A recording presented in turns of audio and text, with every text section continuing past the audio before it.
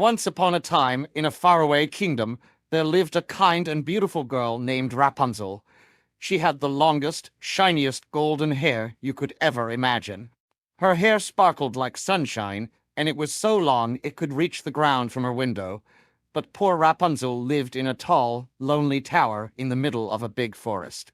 She wasn't there by choice. An old, mean witch had taken her and locked her in the tower when she was just a baby. The witch didn't let Rapunzel leave. There were no doors, only one small window at the very top. Every day, the witch would stand at the bottom of the tower and shout, "Rapunzel, Rapunzel, let down your hair."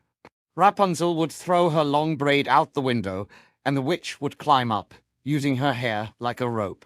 Rapunzel grew up in the tower, spending her days brushing her hair, reading books, and singing songs.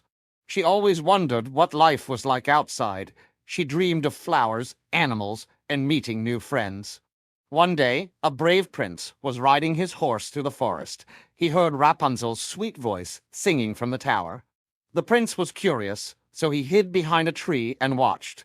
He saw the witch call out, climb the tower, and leave later in the day. When the witch was gone, the prince stepped out and called, "Rapunzel, Rapunzel, let down your hair." Rapunzel thought it was the witch, so she let her hair down. But when the prince climbed up and appeared at the window, Rapunzel gasped in surprise. She had never seen anyone like him before. The prince smiled kindly and said, "Don't be afraid. I heard your singing, and I wanted to help you." They quickly became friends, and the prince promised to help Rapunzel escape the tower. The next day, the witch found out about the prince and got very angry, but Rapunzel was brave. She tied her hair to a hook and climbed down the tower herself. The prince helped her onto his horse, and they galloped away through the forest.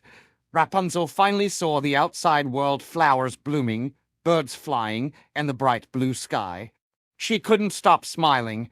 When they reached the prince's castle, Rapunzel was welcomed with love and kindness.